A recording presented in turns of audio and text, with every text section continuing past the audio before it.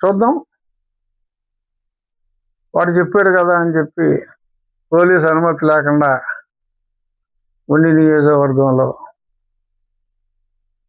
మైకులు పెడితే చూద్దాం ఎంతమంది. ఆడొచ్చి పైకి ఎక్కి మైకులు పెట్టలేడు, ఎందుకంటే ఎనీహౌ చూద్దాం.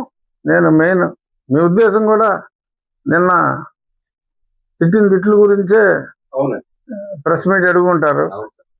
సో మీ కడుపు నిండిందా?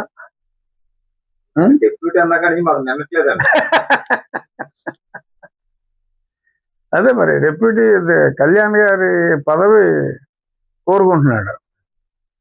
ఇప్పుడు నన్ను సరే పోనీ నన్ను ఎలాగో పక్కన పడేశారు, ఏదో డిప్యూటీ స్పీకర్ పదవిలో ఉన్నాను, మనమేం కూటమి నాయకులు కాదు. సో ప్రభుత్వాన్ని తీసుకొచ్చింది నేను, మీరు నాకు చెప్పినందువల్ల ఉపయోగం లేదు.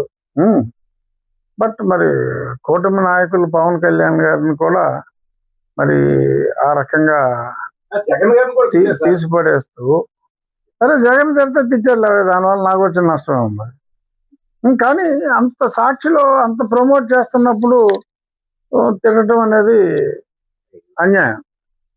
ఎందుకంటే అతని మొహం ఏ ఛానల్లో చూపెట్టిన రోజుల్లో సాక్షికి సంబంధించి సాక్షి ఫండ్ చేసే ఇహా ఛానల్, సాక్షి ఛానలే అతన్ని పదే పదే చూపెట్టినాయి. ఎందుకంటే ఈ మధ్యన జగన్మోహన్ రెడ్డి గారు కూడా ఏదో హిందూ వేషం వేస్తున్నాడు ఎక్కువ.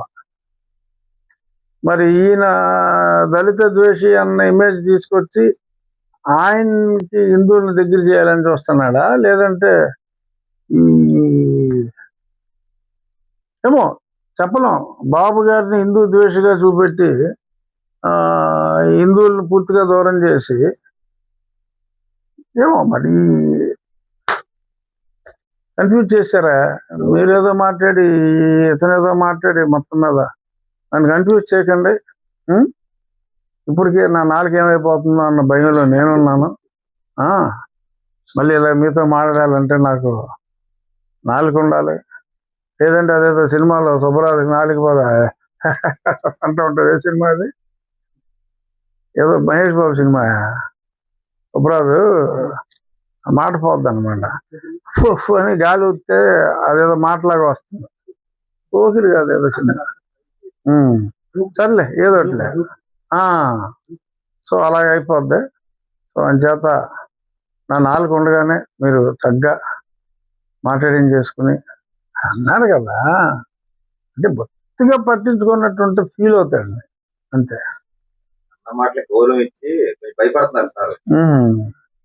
అది భయం అభినయిస్తున్నాం. ఎందుకంటే నాకు సిఆర్పిఎఫ్ ఉందమ్మా, మెషిన్ గన్స్ ఉన్నాయి వాళ్ళ దగ్గర. కనీసం 200-300 మందిని షూట్ చేసిన తర్వాతే ఎవడైనా దగ్గరికి రాగలరు. సో అంచేత ఆ భయం నాకు లేదు. కానీ అట్లీస్ట్ సాయంత్రం మళ్ళీ ఈహా ఛానల్లోనో సాక్షి ఛానల్లోనో నా దెబ్బకు భయపడిపోయాడని చెప్పి ఈ మధ్యన సూట్ కలర్ మార్చాడు చూసారా? మరి నీల్ కుమారుడు అంటున్నారని చెప్పి ఆడు కొంచెం బ్లాక్ చేశాడు.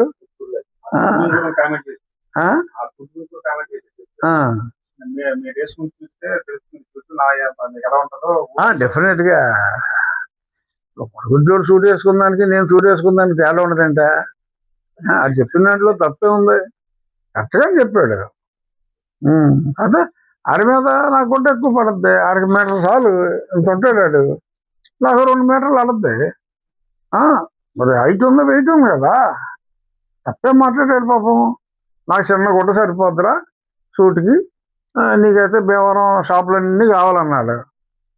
అంటే భీమవరం అంటే ఒక చిన్న ఊర్లో ఉందాడికి. భీమవరంలో 2 మీటర్లు దొరకదా? ఆడి ప్యాంట్కి అండర్వేర్కి దేనికి పెద్ద తేడా ఉండదు కదా. సరే ఎనీ ఆడి సంస్కారహీనుడు, మనం మన సంస్కారం మర్చిపోకూడదు కాబట్టి ఎందుకంటే ఎక్కువ మాట్లాడకూడదు. ఇంకేమైనా సందేహాలు ఉన్నాయా?